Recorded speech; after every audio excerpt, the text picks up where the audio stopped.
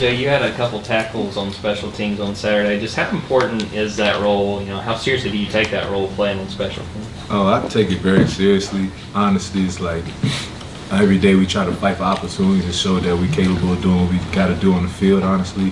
So, like, just as serious as you take your 9-to-5 job, it's as serious as I take my special teams job, because that's what we got to do. Basically, I take a lot of pride in fulfilling my job, helping the team win, and I felt like that I try to do that every week, and specifically last week. So.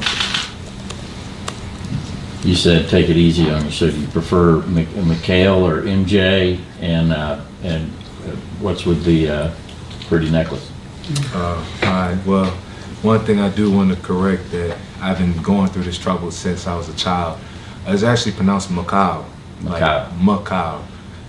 But MJ is fine. MJ is usually used by folks who can't really pronounce my first name. But, thank you, MJ. You know, it's cool. But you know, I kind of adapted to my nickname and everything like that. It's been part of me since I was a child. My mother gave me that nickname. So, the necklace, it really represents my roots for real.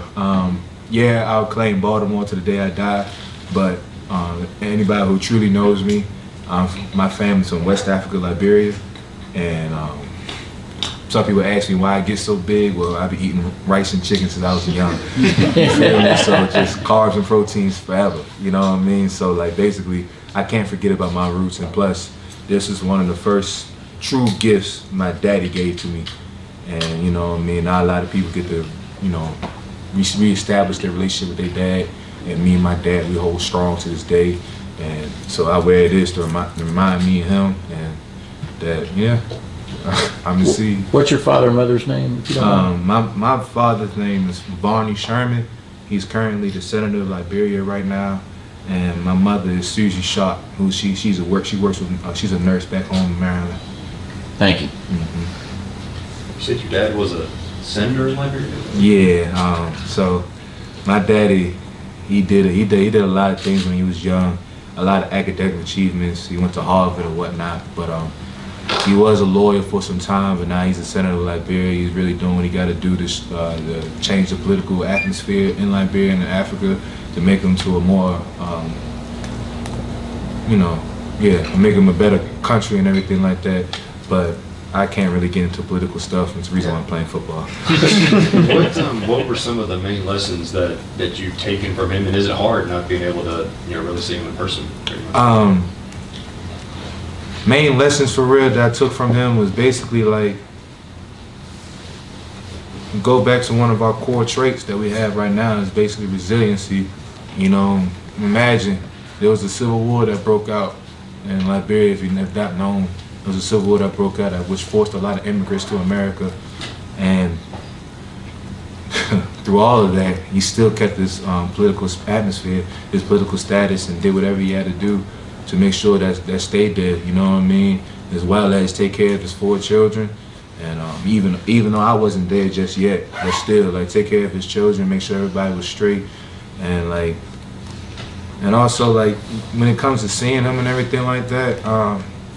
I kind of just chalk that up to being a man. I don't need a lot of personal time or stuff like that to establish a relationship.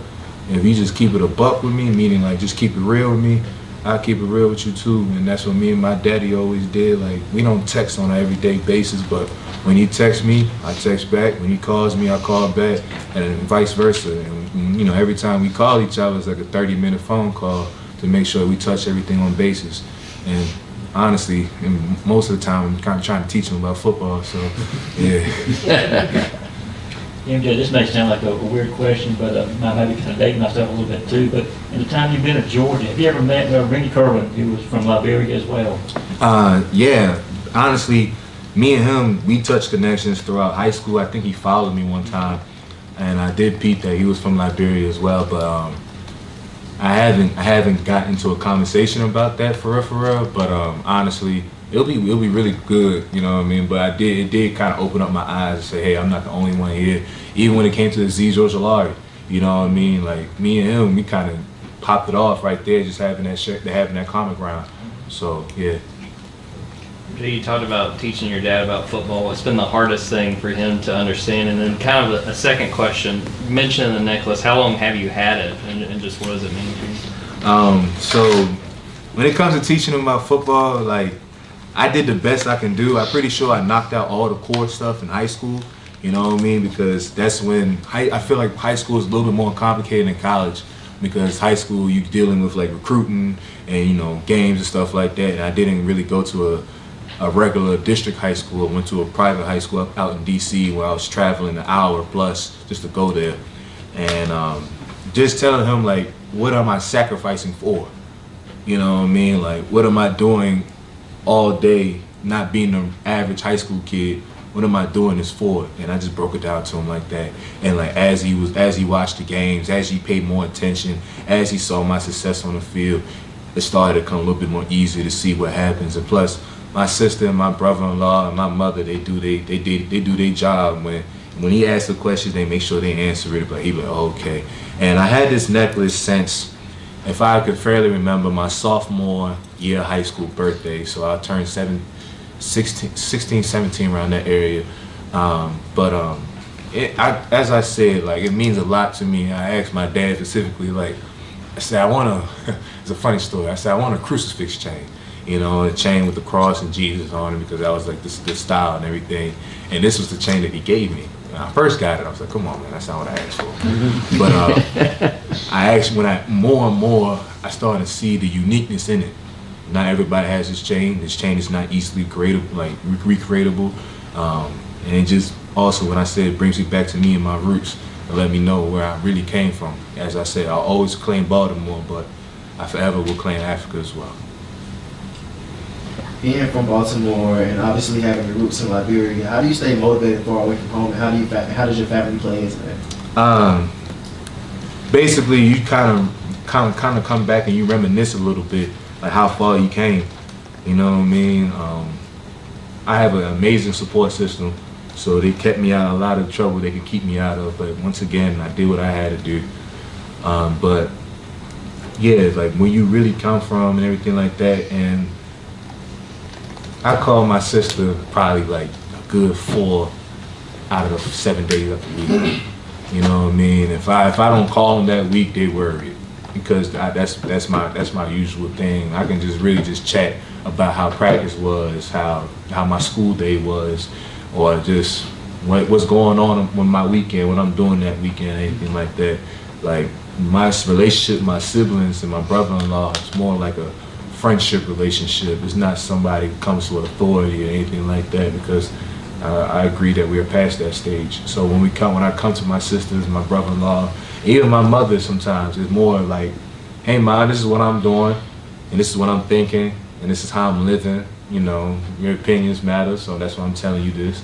Let me know if I'm moving wrong or am I living wrong, and et cetera, et cetera. So like motivation really just comes from what I play football for, is to try to create generational value and wealth for me and my family. You know, so. You ever wear that chain on the field?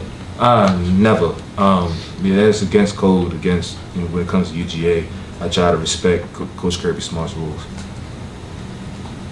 To kind of bring back football a little bit, you mentioned resiliency. How much has your family and all they've done for you sort of kept you grounded as you've worked your way in your career at UGA? You're taking on a bigger role at special teams than at outside linebacker.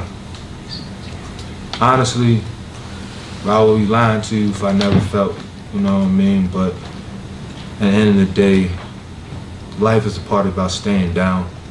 You feel me? One thing about prayer, and it always works, is that if you call for God, He will do one side of the prayer. One side of the prayer, you gotta do the other side.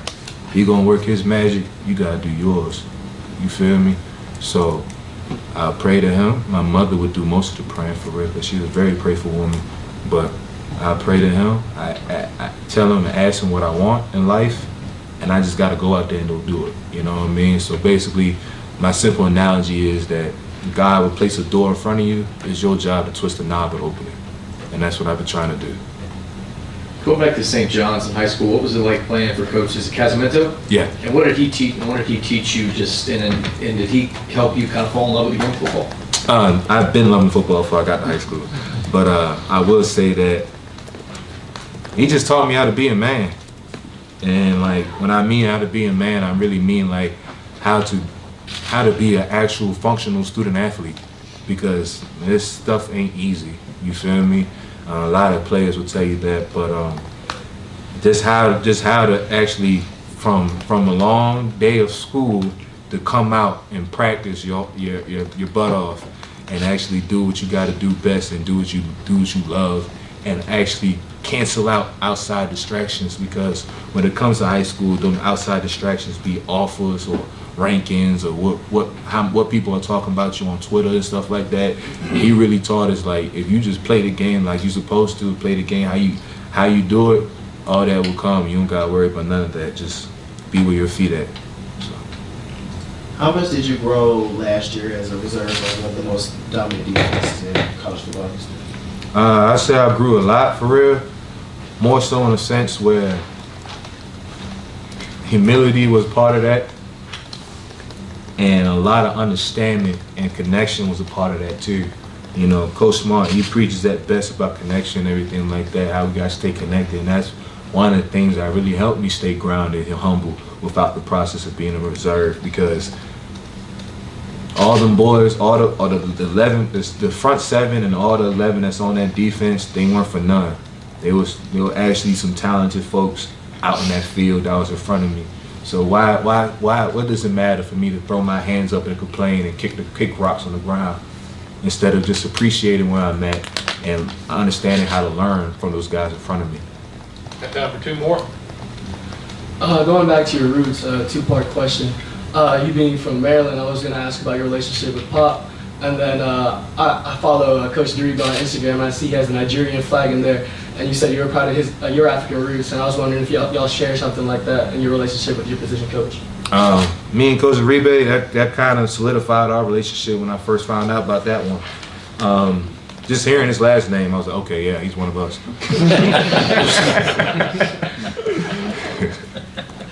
But all jokes aside, for real, but like, nah, I was like, okay, that's cool. Like, there's some common ground that be able to be shared with me and him, and it's not something me and Coach Deriba, we see eye to eye, and as everybody else in the OLB group. He's very down to earth. He's young. He understands us in more ways that any other coach would, and you know, that's that. And me and Pop been rocking out forever. You know what I'm saying? So like, the funny thing is, it's crazy because we kind of switched areas. I went to St. John's when I'm originally from the Baltimore area. He went to St. Francis when he's originally from that Maryland, D.C. area. So like, we just talk about that, and it's always been like a little rah-rah between like who's better, St. John's or St. Francis, and all that other stuff. But like, just friendly camaraderie, and that's how it is for real. Thank you. So you talked a bit about learning from some of those linebackers last year. Can you talk a bit about the things that you learned and how you implemented those things this year? One thing that I'm comfortable admitting that I lacked a little bit was when it came to my pass rushing skills. You know what I mean? Like, high school ball is high school. I was able to put my hands on somebody and drop it back to the quarterback. But SEC football is not like that. It's big boys on that front line.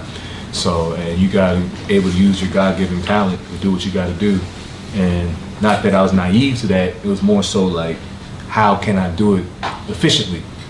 So like, guys like who's still here right now, Nolan, you know, Adam, you know, everybody else like that, you know what I'm saying? Like, just talking to those guys, and like even Robert Beal and stuff like that, just talking to those guys and be like, hey man, how did you do this?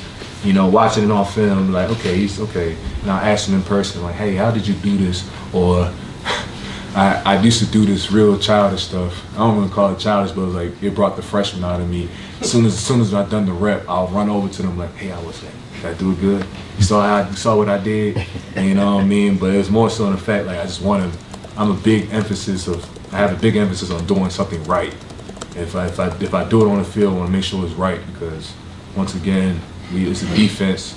All 11 work on a string like a puppet, and we got to do what we got to do best. Yeah, appreciate